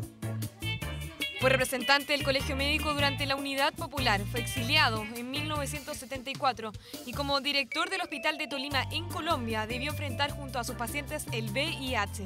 De vuelta en Chile, encaró esta vez una bacteria, el cólera. Yo digo, ¿cómo he vivido tanto? Hoy el coronavirus se transformó en la 6ª epidemia de su vida, pero por primera vez la vive en el encierro. ¿Los extraña mucho? A todos, a toda mi familia, que casi no la he visto. ¿Miedo? Sí, pero para mí morirme ya no me asusta morirme, porque ya he vivido tanto. Ya no le toca estar con su delantal blanco, por lo que admira la sacrificada labor de sus colegas. Por suerte los están aplaudiendo, pero hace poco los estaban atacando. Hay médicos que los han atacado, les han pegado, personal auxiliar igual. ¿Usted cree que hay que ser un héroe para trabajar en un servicio de urgencia hoy? ¿Un héroe? No un héroe, pero hay que tener una moral, una ética muy tremendamente firme. Y con sus 101 años de sabiduría vale la pena escuchar su consejo. Seamos estrictos, mantengamos todas las indicaciones que nos dan para defendernos nosotros mismos, nuestros familiares, nuestros amigos y los chilenos en general. Un consejo fundamental para sobrevivir a esta pandemia y seguir el ejemplo de vida de Osvaldo. Casi 2.000 matrimonios menos se realizaron en marzo pasado en relación a la misma fecha del 2019. Sin duda, el coronavirus es la principal causa para esta baja, pero a pesar de la pandemia, la pareja Tapia-Bassi decidió casarse. Nervios y ansiedad. Es lo que sentían Felipe y Adriana en un día especial. A pesar de la pandemia mundial del coronavirus, decidieron dar el sí en su matrimonio. Don Felipe Antonio Tapia Ocampo, ¿quiere usted por su mujer a doña Adriana Isabel Bassi Martínez? Sí, la quiero. Bien. Doña Adriana Isabel Bassi Martínez, ¿quiere usted por su marido a don Felipe Antonio Tapia Ocampo? Sí, lo tiene. Felipe y Adriana se conocen desde el 2016. Tienen 2 hijos y son prometidos hace más de un año. Tenían fecha para casarse el 16 de mayo, pero debido al coronavirus, el registro civil no está haciendo matrimonios a domicilio, hasta nuevo aviso. Para este miércoles, tenían agendado el manifiesto cuando se enteraron de la noticia. Nos encontramos con el tema de que no iban a hacer matrimonios a domicilio, entonces dijimos ya, casémonos hoy día y veamos la forma de que puedan participar principalmente nuestros padres. Por motivo del COVID-19, sus familiares y amigos no iban a poder ser partícipes de la ceremonia, por lo cual buscaron la manera para que ellos estuvieran presentes y transmitieron el acuerdo mediante un video en vivo en sus cuentas de Facebook. Emotivo e importante saber que, independiente de que no pudiéramos interactuar por el tipo de formato, sabíamos que estaban ahí. Lo vimos porque después leímos más de 500 mensajes que nos dejaban mientras funcionaba el live y fue entretenido porque gente de todos lados. La transmisión congregó a más de 50 familiares, amigos y conocidos del matrimonio que se encontraban repartidos por todo el mundo. Mi hermana que vive en Estados Unidos. Vivo en California, soy hermana de la novia. Fue muy emocionante verlos. Se transmitió la felicidad a través de la pantalla. Feliz de haber podido participar, aunque sea a la distancia, porque estoy en cuarentena, pero aquí estoy, porque tenía que estar presente. A distancia, a través del éter, en imagen, pero me conmovió hasta lo más profundo de mi alma el ver cómo 2 personas podían sellar su amor. A pesar del coronavirus, la fiesta del matrimonio no podía suspenderse, pero sí postergarse. Nosotros teníamos, de hecho, la fiesta para el 30 de mayo y la tuvimos que posponer. Habíamos arrendado un local y la pospusimos para el 31 de octubre, pensando también en que a lo mejor igual se puede seguir posponiendo, no sé. Un abrazo. Amor en tiempos de pandemia. Jamás imaginaron casarse con mascarillas puestas, pero los tiempos actuales así lo requieren. Felipe y Adriana entregaron una cuota de felicidad en esta época difícil para todos. Nuestro aporte a la felicidad de los que llevan mucho tiempo sin poder disfrutar de algo distinto que sea su casa y la familia directa. Linda historia, amor a prueba de todo, incluso de pandemia. Vamos ahora al exterior. El veterano de guerra británico que se hizo reconocido por recaudar millones de libras para combatir la pandemia del coronavirus celebra este jueves su cumpleaños número 100. Por esa razón, personas de todo el mundo le han enviado miles de cartas de felicitaciones que va a recibir como sorpresa durante su festejo. Más de 125.000 mensajes, paquetes y cartas llenan el suelo del gimnasio de una escuela en Bedfordshire. Nunca antes había ocurrido algo así en este condado británico. Eso hasta ahora, cuando su nueva celebridad local está a punto de cumplir 100 años y personas de todo el mundo quisieron ser parte de sus festejos. Well, we've had cards from all around the world, not just the UK, and the vast majority are from the UK. It's the most amazing outpouring of love for a great man. Captain Tom, I think, has caught the hearts of everybody in this country. Tom Moore, o el Capitán Tom, como también se le conoce, es un veterano de la Segunda Guerra Mundial que ganó fama internacional a mediados de mes, cuando logró completar el reto de dar 100 vueltas a su patio, recaudando en donaciones 29 millones de libras esterlinas para el Servicio de Salud británico. Esto es más de 30.000 millones de pesos chilenos. Absolutely fantastic sum of money. We would never imagine that sort of money. It's unbelievable that people would be so kind to give that sort of money to the National Health Service, and maybe I was responsible for starting it, but not deliberately. Un emocionado Moore no podía creer la magnitud de sus acciones y el impacto que había generado a nivel mundial. Su hazaña le hizo ganar 2 récords mundiales Guinness, uno por obtener la mayor cantidad de dinero recaudado por una persona en una caminata. We're still not really coping with the onslaught. That's not even including all the social media feeds and nor the TV or the radio. And of course now he's been on TV in France. We're going to Russia, Israel, America, Australia. And I think many more. So the change has been, in simply 9 days, it's been incredible. Para su familia, su fama mundial también ha sido una sorpresa.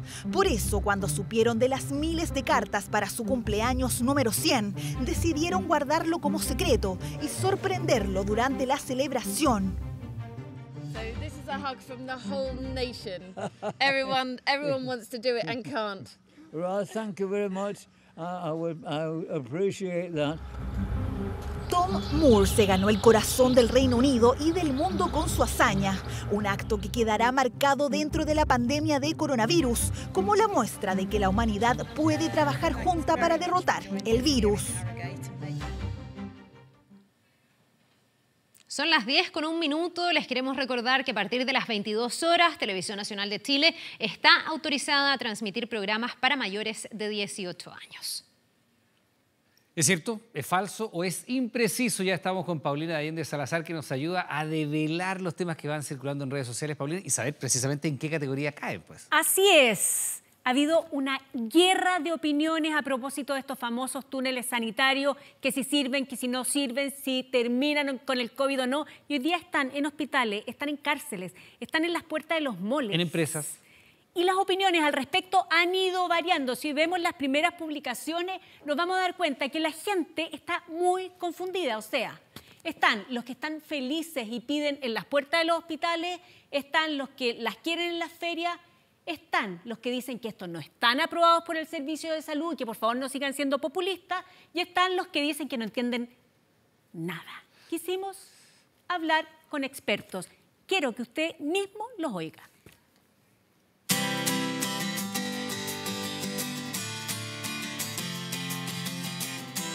En redes sociales las dudas respecto de los túneles sanitizadores son amplias. ¿Son seguros o no para la salud? ¿Están o no permitidos por la autoridad? Nos da la impresión de que existen riesgos verdaderos para la salud en su uso. Los líquidos que se están utilizando no están autorizados para ser usados para ponerlos encima de las personas. ¿Siente que esto lo protege? Me da como tranquilidad. ¿Te sientes más seguro? Sí. principalmente de contagiar. No existe algo que apoye científicamente de que esto vaya a ser útil para prevenir esta enfermedad. Pero lo cierto es que estos túneles sanitarios con los productos adecuados efectivamente pueden sacar los virus, por ejemplo, de la ropa, de los zapatos, ¿y eso no es un aporte? Muchos, incluso de los desinfectantes que se están utilizando, son para superficies no porosas, con lo cual además estaríamos dándole una falsa seguridad a la gente que incluso puede creer que la ropa pudiera ser desinfectada. ¿Qué prefiere usted, dejarlo o sacarlo? Si yo le daño la mascarilla a la persona, si yo hago que la persona tenga una lesión ocular, si yo hago que la persona al final tenga una reacción alérgica, prefiero no limpiarle los zapatos y que se los saque cuando llegue a su casa, que en definitiva darle todos estos riesgos para no obtener un beneficio. Según este documento, que es un ordinario número 1313 de la Subsecretaría de Salud Pública a las Secretarías Regionales Ministeriales de Salud del país, dice: la autoridad sanitaria no debe aprobar ni aceptar proyectos de sistemas que utilicen desinfectantes para ser aplicados a las personas. Nosotros venimos a preguntar a la Seremi si ha hecho fiscalización, si ha visto cuáles son los líquidos que tiran estos túneles o no.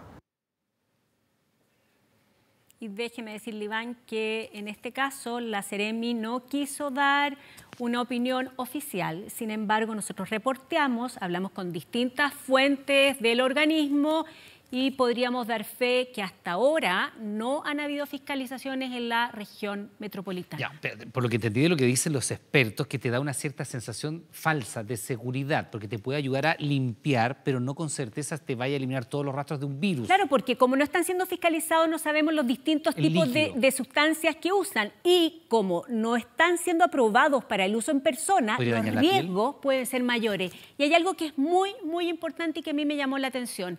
Estas mascarillas quirúrgicas, que son lejos las más eficientes, si tú estás con COVID pero no tienes síntomas y tú humedeces con ese líquido al pasar, tu barrera de protección disminuye absolutamente, transformándote en alguien que puede contagiar y contagiarse. O sea, y eso de acuerdo sí es de con riesgo. ese criterio, si tú eres asintomático COVID, que es el 75% de los casos, y vas con tu mascarilla, pasas por el túnel, se te humedece y pierde eficacia sí o sí, así lo dijeron todos los expertos, así que por lo menos cuídese, evite mojarla, no sienta que pasando por el túnel está absolutamente seguro. ya, es, diríamos, incierto. A ver, las dudas de la gente existen, pero aquí los expertos aseguran que no son tan confiables. Perfecto. ¿Vamos a la segunda? Vamos. Hace menos de una semana, esta publicación de una periodista y académica muy reconocida, la verdad que despertó muchísima suspicacia, así que por favor tomen atención que no es un tema tan fácil. Alejandra Matus dijo claramente que ella habla de una aguda diferencia de fallecimientos en Chile entre marzo del 2019 y marzo del 2020. Dice 932 decesos de diferencia. Es el mayor salto de la década, solo comparable con el periodo del terremoto. A ver, pero este es un hilo en Twitter, porque no era un tuit aislado, era un hilo donde comenzó, ese es el primero. Comienza con eso, después hay una interacción con otros usuarios, y en la práctica lo que uno podía deducir de estos Twitter es que habría una cifra de muertos que no estaban siendo comunicados entre los muertos por coronavirus y que no tiene una explicación. Este llamado, además que una persona reconocida, efectivamente generó muchísimas suspicacias cuando ella habla de 932 decesos más. ¿Qué hicimos? Hablamos con Alejandra Matus, tratamos de entender cuáles eran sus dudas y nos fuimos al registro civil, donde manejan los datos. Ponga atención, que no es tan fácil de entender, pero es vital. Véalo.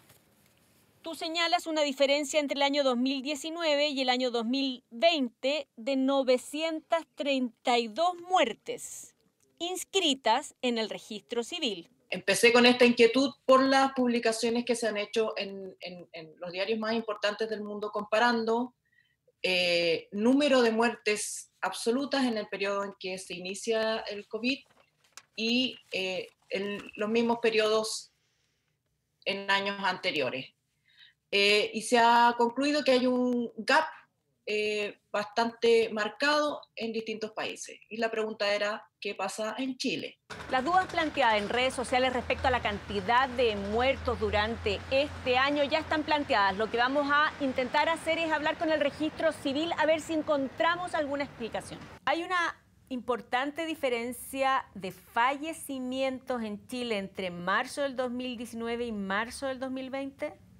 Se observa una diferencia, efectivamente, pero esa diferencia no implica llegar a la conclusión de que se trata de personas fallecidas. Lo que entrega el registro civil son las inscripciones de defunciones y no son cifras comparables. El día exacto en que muere una persona y la fecha en que se registra esa muerte son dos datos distintos.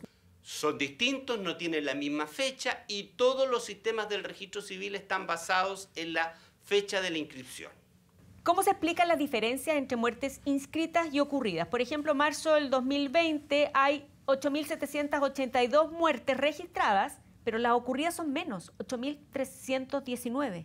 Existen diferencias porque las personas reciben el certificado médico de defunción y tienen 3 días corridos para llevarlos al registro civil. Eso en el mejor de los casos. Dificultades administrativas que pueda tener el registro civil de operación o el servicio médico legal pueden producir modificaciones en el número de inscripciones, ya sea más o ya sea menos en relación con las muertes ocurridas. Entonces, a la pregunta, Iván, de si hubo, comparando marzo del 2019 con marzo del 2020, un aumento de muertos agudo, la respuesta es claramente, y lo digo tajantemente, es imprecisa. ¿Por qué? Porque sí hubo un aumento de más de 900 muertes inscritas, pero eso no es necesariamente lo mismo de que hayan muerto esa cantidad de personas. ¿Por qué? Porque con respecto al dato que hoy día se maneja, las cifras que hoy día se manejan respecto de las personas que efectivamente murieron en marzo hasta aquí, es absolutamente menor. Bueno, de hecho, el ministro Mañalich, cuando sale a responder, porque tuvo que responder sobre esto, se le pregunta sobre esta materia, él dice que hay una cuestión metodológica básica, que en este marzo hay un lunes más, que es cuando más se notifican e inscriben las defunciones, los días lunes. Y de hecho, si uno lo amplía, él lo dice, a 7 semanas para comparables 2020 con 2019, marzo incluido, la variación era bastante mínima, ¿no? No estos 932 que aparecen tan disparados que uno dice, bueno, acá pasa algo con la cifra. Lo que pasa es que aquí se están confundiendo aparentemente información. O sea, hay un error metodológico en lo que señala el programa. Claro, aquí hay una fecha de defunción. Tú te mueres un día y esa es tu fecha de defunción. Distinto es cuando se informa, cuando se inscribe. Tú tienes que, dentro de los próximos 3 días, inscribirlo. Esa es otra fecha. No podemos confundir. Por lo tanto, dentro de los 3 días es lo ideal. ¿Por qué? Porque si hay una muerte violenta, el cuerpo está en el SML y se demora más en ser inscrito. Hay millones de motivos por los cuales se puede demorar más en ser inscrito. Entonces, por ejemplo, tú puedes morir en febrero, sin embargo, vas a estar registrado en Claro, si mueres el marzo. 27, 28 de febrero, podrías eventualmente estar registrado en marzo. Claro, entonces no podemos hablar de las cifras de inscritos, de muertes inscritas, como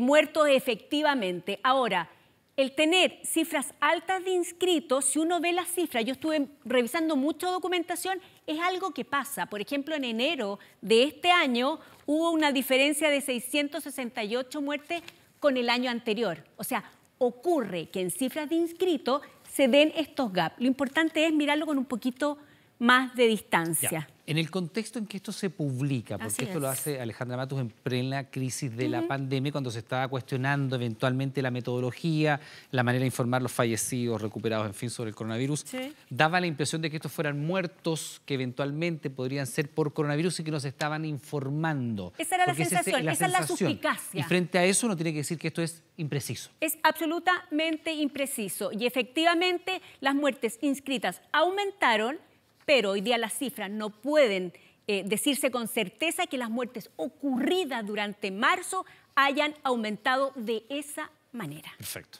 Vamos entonces ahora con la tercera. Esto lo vimos en todas partes. El gobierno compró en dinero, pagó alrededor de 8.900 millones de pesos en marzo por un kit para hacer pruebas de COVID-19. La famosa tórula que se introduce por la fosa nasal. Al ratito, apenas llegaron las primeras tórulas, aparecieron estos mensajes. Dicen, las tórulas son rígidas, no sirven. Las tórulas del envoltorio celeste son enormes. ¿Es cierto? ¿Es falso? ¿Es impreciso que no eran adecuadas? Mire esto. Entendemos que ustedes vendieron 1 millón de estos kits al MinSal, ¿es así? Sí. Nosotros tenemos una entrega diaria aproximada entre los 8.000 a las 10.000 unidades diarias.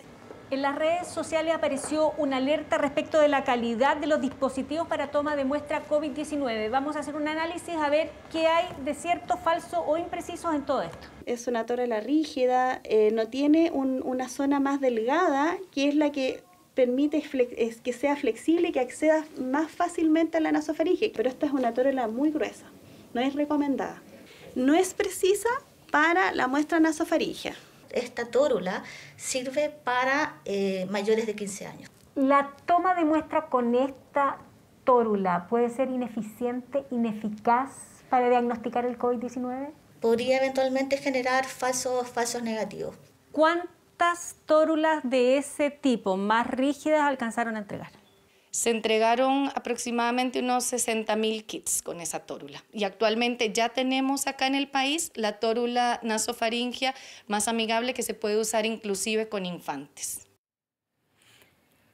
Hasta allí los expertos lo tienen clarísimo. Dicen que la primera tórula que llegó, la verdad, no cumplía con los requerimientos que ellos necesitan para hacer bien el muestreo. Es tan así que en el mismo ministerio nos hacen una apreciación y nos dicen que lo que ellos recibieron, lo que ellos... mira, lo voy a leer textualmente. Dice, desde el MinSal se ordenó la compra de kits que incluían tórulas flexibles. Sin embargo, dado la dificultad mundial para acceder a diferentes insumos y reactivos de laboratorio, llegó un porcentaje menor de kits con tórulas rígidas. Por tanto, se acordó con el proveedor para que éste adquiriera tórulas más flexibles, lo que ya está siendo utilizado en el país. O sea, es cierto, es verdadero, las primeras 60.000 tórulas son estas. Rígidas que no cumplen con los estándares. Semiflexibles dicen, pero imagínense esto para poder hacer una prueba. La toma de muestra que tienen que poner la fosa. Ahora, el compromiso, Iván, es que las 940.000 restantes, y nosotros vamos a tener que estar atentos con eso, tiene que ser como esta. Eso nos están prometiendo, así. Flexible, entonces la muestra va a ser la adecuada. ¿Y las que se tomaron con esas tórulas que son más rígidas, dan estos falsos negativos? Los expertos dicen que puede aumentar el riesgo de falso negativo. Ahora, es importante decir algo, no habían sí, la explicación del Ministerio es que había una escasez mundial y dado eso se incorporaron estas 60.000 que son menos flexibles, que es más gruesa, incluso más compleja de introducir y por ende te da más falso positivo. Y había que empezar a hacer muestreos porque si algo nos ha distinguido es que hemos estado realizando hartos testeos. O sea, un mal menor, efectivamente se partió con un mal menor, pero hoy día estas son las que están ocupándose y usted pida que sean eso te iba a decir, si el paciente va y que le hagan el examen, puede también decir, oye, pero esa es la tórula que no funciona, que no sirve, que da más falso negativo. Ahora, esta en adultos funciona mejor. Ya. Sobre todo en niños, esto es absolutamente exigible. Ya, perfecto.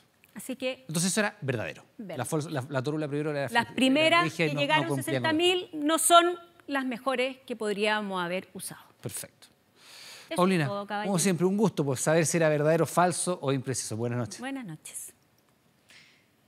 Vamos a otras informaciones. Se anunció cuarentena desde este jueves para Independencia y a puertas del Día de la Madre saltaron las alertas en el mercado de flores, el más grande del país, que está ubicado justamente en esa comuna. Pero la autoridad comunal busca una fórmula para poder abrir y ser visitados, eso sí, bajo estrictos controles sanitarios. Es el mercado de flores de Santiago. Una se escapó, diría un narrador galante, y la encontramos vitrineando por los pasillos. Busca algo para decorar la tumba de su padre. Un arreglo floral porque es más fácil de poner en la sepultura. Nos cuenta Nelly. Mira, hay algunas 5 a 10, 15. ¿Ya? Esos son como los valores que yo más o menos puedo comprar, porque es más alto para qué, si duran una semana. Y a propósito, estamos a poco más de una semana del Día de la Madre. En cualquier otro año, la búsqueda de Nelly por las callejuelas del mercado y en esta fecha hubiese sido casi a los codazos. Incluso yo tenía como 4 personas trabajando acá y no dábamos basto. Otros tiempos claramente, uno que sabe de ellos es este hombre. Yo trabajo desde los 13 años. Montó arreglos florales para rimbombantes matrimonios. Matrimonio del Chino Río. Se arregló todo lo que es pasillo, camino de luz, que le llamamos nosotros. Matrimonios que fueron y otros que no, como aquel recordado de Iván Zamorano. Cuando se iba a casar con la Kenita, que nosotros íbamos a dejar caer rosas desde la cúpula de la iglesia. Entonces, iba a ser algo muy bonito. Estuvimos a punto de hacerlo. Y aún hay más. Hasta conversó con Plácido Domingo en pleno teatro municipal en diálogo que enfrentaba al tenor versus el florista. Yo estaba haciendo el arreglo y llegó él. Este es más o menos el tipo que yo hice en el municipal. Entonces ahí me dijo, maestro, yo le molesto si yo empiezo a ensayar. Para nada, le dije yo. Hágalo usted. Lo único que yo le puedo molestar a usted con el sonido de la tijera. Ese es el sonido. Recuerda Víctor mientras Nelly sigue en busca de las flores para su padre. Elijo los colores claros como para hombre. Tengo estos a 5.000. Pero no me gusta eso. Y se regodea, ¿viste? Con sus regodeos y todo, es ella una de las pocas, muy pocas, clientas y clientes que hoy visitan el mercado de flores en Independencia. La situación cambió. Ahí siempre estaba lleno de rosas, como 40 paquetes. ¿Y hoy día? Ahorita hay 2 nada más. Las ventas han bajado muy fuerte, 80, 90%. Otros han optado por regalar en algunos hospitales. O se votan, así de claro. Normalmente recibimos 3 contenedores a la semana. Hemos tenido que votar por lo menos 1 semanal. Y esa realidad es elocuente. ¿Qué precio tiene este arreglo? Ese 112.000 pesos. ¿12? Sí. ¿Más económico tienes? Sigue cotizando Nelly y se regodea. La Gracia piensa de ser una de las pocas cotizando en un mercado que antaño era un hervidero humano en estas fechas. Gracias. Vale, gracias a usted. No me gustan, ¿no? No me gustan. Parece que voy a volver donde mismo empecé. Búsqueda que continúa justo cuando la autoridad sanitaria avisa que a partir de este jueves y por la próxima semana, la comuna de Independencia, donde se ubica el terminal de Flores, partirá una cuarentena, esto es, con todo este tipo de comercio cerrado. El Día de la Madre normalmente se triplican las ventas. ¿Cuánto más se vende? 300%, muchísimo.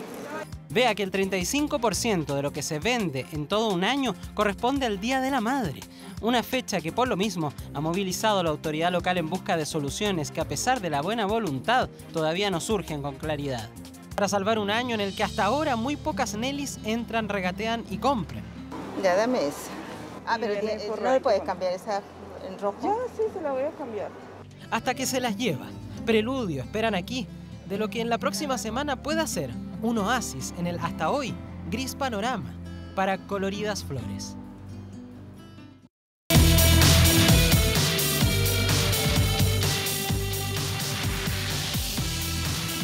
Imágenes de Arturo Vidal y David Beckham. ¿Qué tiene que ver eso? Bueno, el rey Arturo al mejor postor en el mercado europeo. Barcelona necesita hacer caja y el chileno es alternativa. Vidal suma interesados justo cuando su club necesita vender jugadores. Estados Unidos, el equipo de David Beckham, ¿sí? El Inter de Miami. Ahí aparece. Inglaterra, Alemania, posibles destinos para el volante chileno.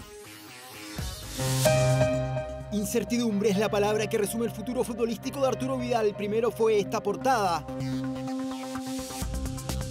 Barcelona obligado a vender para hacer caja. Uno de los vendibles es el rey. Todo esto se suma a esta advertencia del chileno. Cuando se abren los mercados uno piensa, y si no está bien la cosa, y si uno no se siente importante, ahí uno toma la decisión. Su buena relación con el plantel y sobre todo con Lionel Messi es una señal en contra para la dirigencia culé, que no quiere perder la oportunidad de vender a Vidal. Además aparece un nuevo equipo millonario de Europa, el Newcastle, que piensa en el rey para comenzar un nuevo proyecto, pero ahora asoma otro candidato.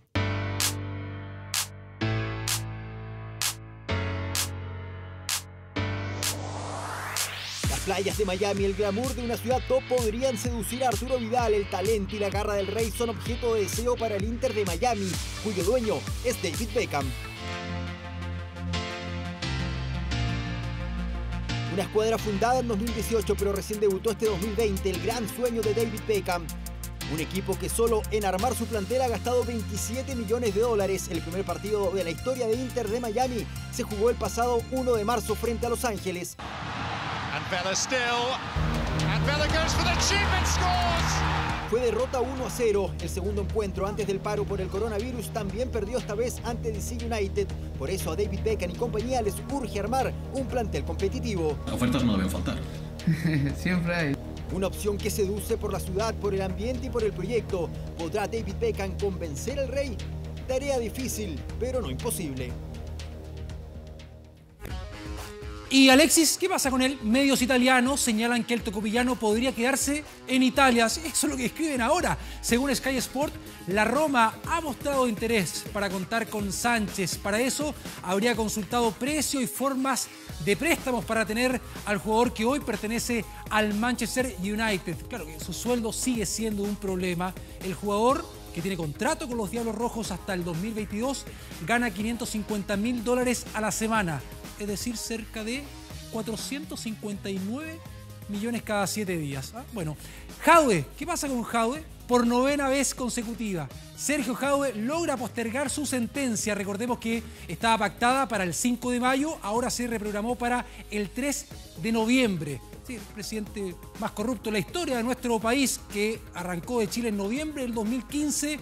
Desde esta fecha está radicado en Miami bajo la figura de delación compensada, colaborando en todo momento con el FBI. ¿Y qué pasará en la Junta de Accionistas de Blanco y Negro? Sí, se viene, ¿eh? Aníbal Mosa va por la reelección justo en el momento más tenso, con el plantel algo por los sueldos. Recordarás todo ese tema.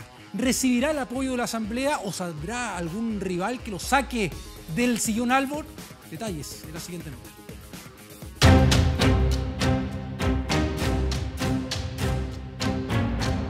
Ya son 7 días de una incesante guerra en Colo-Colo. Por un lado jugadores, por el otro la directiva. Esta decisión provocó la división absoluta en el Monumental. Recurrir al seguro de protección de empleo. Ambas partes se muestran intransigentes, nadie quiere ceder terreno. Una semana desgastante para el presidente de la concesionaria, Aníbal Mosa, quien sintió como un golpe directo al mentón la negativa de los jugadores en las tratativas. Los conozco a todos, así que con todos tengo una historia y con todos hemos tenido éxitos, muchos éxitos. Por este motivo creía que accederían, pero la negativa fue rotunda. Los ajetreados días para el empresario no terminan aquí. Mañana podría haber otro dolor de cabezas para el actual timonel albo. Pese a que Mosa habría meditado dejar la presidencia, ello no ocurriría, al menos por decisión personal. Esto debería ser ratificado este jueves en las votaciones, aunque no se descartaría que a última hora apareciera competencia para él en las urnas. Quien no seguiría siendo parte del directorio es Daniel Morón. El hasta hoy integrante dejará su cargo. El desgaste de las últimas semanas lo terminó por alejar. Y que busquemos el bien común ante todo. El Club Social y Deportivo, bloque al que representa el ex arquero, estudia un nombre que lo reemplace. Recordar que son 2 directores los que representan al CSD. Una junta de accionistas que podría traer novedades en blanco y negro. La concesionaria de Colo-Colo sigue teniendo días tormentosos en Macul. Atención con esto, ahí lo es. El argentino Paulo Dybala, el delantero que dio positivo por 4ª vez al test del COVID-19. El jugador de la Juve está asintomático. Un tema a analizar, ¿eh? Siguiente nota. Un futbolista que juega en Italia, en un equipo muy importante de Italia, ha vuelto a dar positivo. El futbolista es Dybala. Dybala, otra vez con coronavirus. A Paulo Dybala estábamos hablando que tenía coronavirus hace un mes y medio, más o menos. Sí. Marcelo. Es preocupante que le dé 4 veces el test positivo, ¿eh? Sí. Bomba desde Italia, el crack argentino de la Juve, Paulo Dybala, dio positivo al COVID-19 por 4ª vez consecutiva. Así lo revelaron medios españoles e italianos, dando cuenta de un nuevo examen a la joya que no puede superar el coronavirus. Esto hacía el 13 de marzo. Dybala, empanadas caseras, solo un día después del primer positivo por COVID-19 en la Juve de Daniele Ruccani. Nos hicimos el test con mi novio y una persona más que está viviendo en la casa con nosotros para ver si teníamos coronavirus y hoy nos dieron los resultados y somos todos positivos. Una semana después, Oriana Sabatini, novia del futbolista, revelaba que junto a Pablo tenían el virus. Empezar a tener tos, sentíamos el cuerpo cansado, yo por la noche cuando dormía tenía mucho frío. Pero tras esa semana inicial los síntomas desaparecieron y se notó de inmediato en redes sociales. 1, 2... 3. Música y entrenamiento para ponerse a tono, pero el virus nuevamente lo atrapó por segunda y tercera vez. El test realizado por la Juventus salió afirmativo. Con mes y medio en cuarentena, Paulo se sometía nuevamente a exámenes, completando 4 positivos.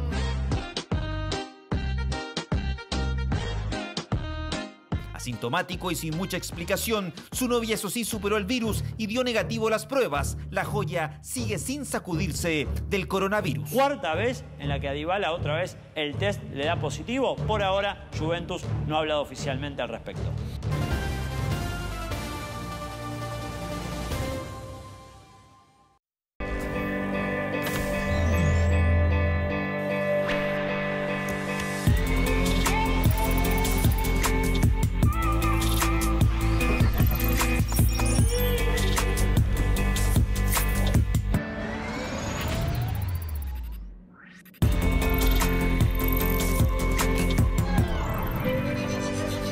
Súbete a la mejor marca del año.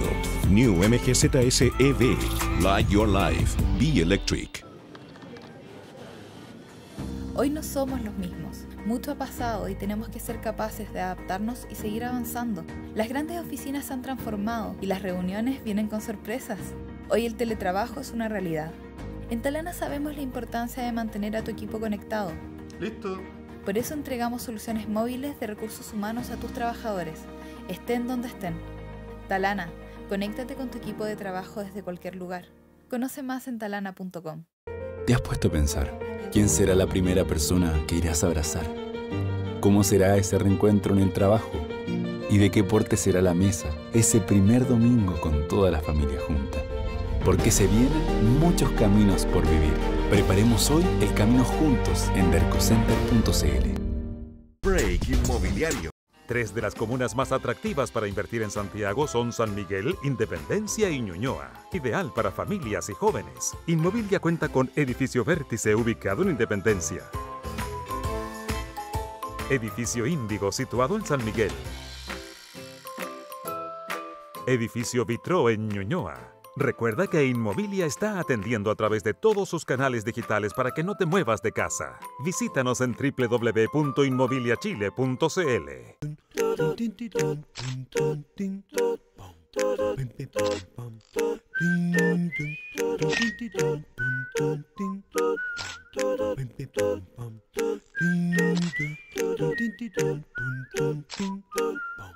Alcafood, simple, sano y rico.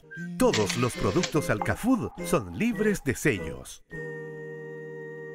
Este 2020 partimos en primera. MG, elegida como la mejor marca del año. Un premio a la tecnología. Un premio a la confianza. Un premio a la seguridad e innovación.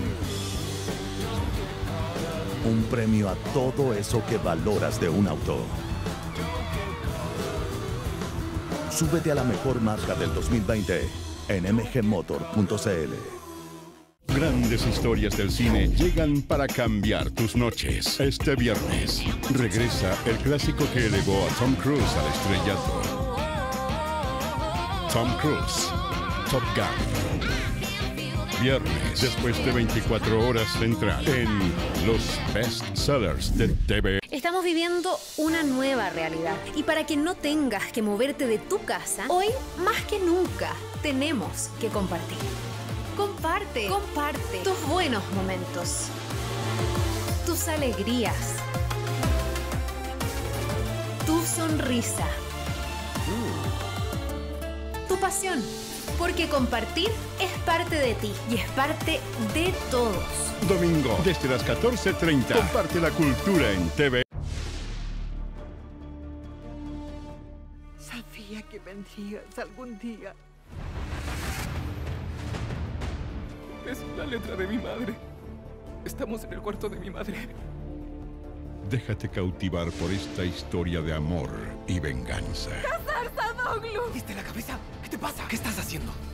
¡Yo lo empujé! Erkai, de lunes a jueves, después de 24 horas central, solo por TVN. Ha nacido un nuevo lugar donde todos pueden aprender y divertirse. donde la imaginación no tiene límites, donde puedes disfrutar en familia, descubrir mágicos mundos, conocer a nuevos amigos y donde todos pueden ser parte de él. Bienvenidos a la nueva señal infantil nacional, TV Educa Chile. Despierta, descubre, crea y diviértete con contenido exclusivo, creado para público infantil y familiar, disponible en señal abierta digital para todos. Sé parte de TV Educa Chile, la nueva señal infantil nacional. Tú eres el autista. No. Soy yo, el Dr. Sean Murphy. Hola. Sigue la serie Éxito de Audiencia en televisión abierta. Spirit nació con ectopia cordis. Fue diagnosticado. ¿Por qué no la operaron cuando era niña? Su caja torácica era pequeña. Pero luego de 14 años de crecimiento lento y constante, es hora de poner al bebé en su lugar. The Good Doctor. De lunes a miércoles, después de Ercai, solo por TVN. Y acá está, Andre Agassi, medio siglo, ¿sí? Cumple 50 años de edad, este gran tenista, conocido como ex número 1 del mundo, que ganó también todos los 4 Grand Slam, también recordado como un irreverente dentro y fuera del circuito, un éxito de marketing también. Atención con el detalle de la siguiente nota.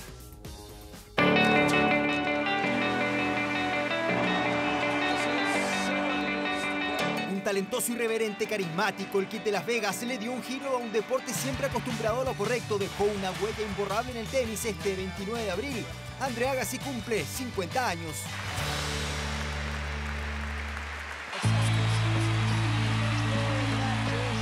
Fue estrella desde juvenil, su fama fue desenfrenada, ganó los 4 Grand Slam, fue oro olímpico en Atlanta 96 y claro que logró ser número 1 del ranking ATP. Su rebeldía se notaba en su look que le sirvió para ser una figura publicitaria. Wanna play rock and roll tennis?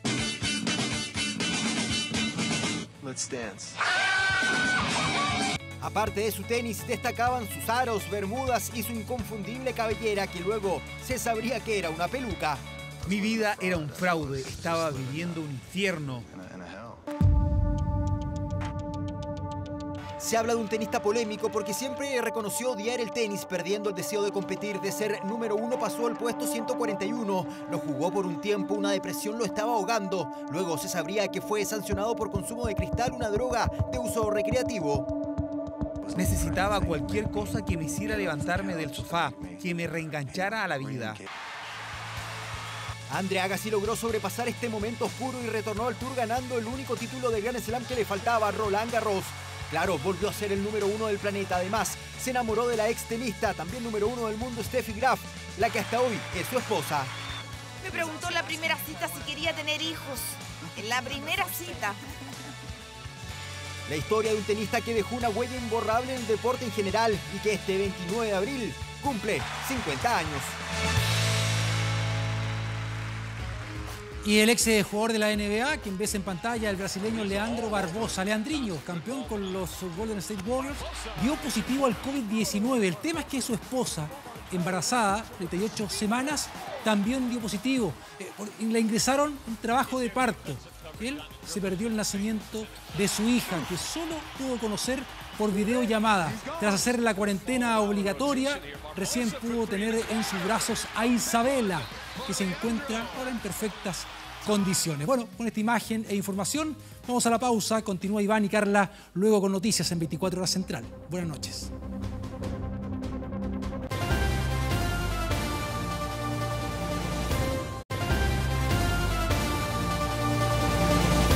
Hay preocupación en el gremio de la salud luego que un funcionario fuera agredido con un arma blanca por otro compañero de trabajo. Todo esto en el Hospital Gustavo Fricke de Viña del Mar. El acusado quedó en prisión preventiva. Durante la tarde de este martes, un hombre atacó con un arma cortopunzante a un compañero de trabajo del Hospital Gustavo Fricke de Viña del Mar. El agresor trabajaba hace pocos meses en el recinto hospitalario y, según la Federación de Trabajadores, solicitó en 2 ocasiones ayuda psicológica al recinto, pero jamás fue atendido. Él sí había hecho en la clínica del funcionario la petición para ingresar al programa de salud mental y él ya había hecho su segunda petición de hora. Creemos que son casos que se pueden volver a repetir y en ese sentido esperamos que la administración tome las medidas correspondientes y en la unidad de reclutamiento se haga un trabajo un poco más exhaustivo. A través de un comunicado, el Hospital Gustavo Fricke señala que desde el inicio de la contingencia sanitaria han adoptado medidas orientadas al apoyo de los funcionarios y que existen programas de intervención con psicólogos tanto dentro del centro médico funcionario como de la unidad de calidad de vida. El acusado este miércoles se enfrentó a la justicia. La Fiscalía aseguró que no hubo provocación por parte de la víctima, mientras que la defensa argumenta posibles problemas mentales del imputado. Sin mediar provocación alguna, el imputado, con un arma blanca que él portaba, un cuchillo de mango y hoja metálica, habría agredido a su compañero, la víctima, provocándole una herida cervical izquierda con compromiso de carótida derecha y vía aérea, lo que en definitiva le provocó un shock hemorrágico. La defensa entiende, magistrado, que existen antecedentes, que son básicamente todos los que se encuentran allegados a la carpeta investigativa, que dan cuenta que mi representado padece de algún tipo de enajenación mental. Haciendo alusión a los posibles problemas mentales y la posibilidad de herirse a sí mismo, el juez a cargo de la audiencia determinó la prisión preventiva y una pericia psicológica. Eventualmente se ha dicho que tiene problemas de enfermedad mental, se dispone, y no hay antecedentes que así de momento lo podamos determinar que así es, así lo ocurre. Se dispone que siga la internación en el módulo 117 a fin de que se le evalúe psicológicamente. Investigación que tendrá un plazo de 120 días para determinar las motivaciones de esta agresión que hoy tiene a un funcionario de la salud internado grave en el hospital.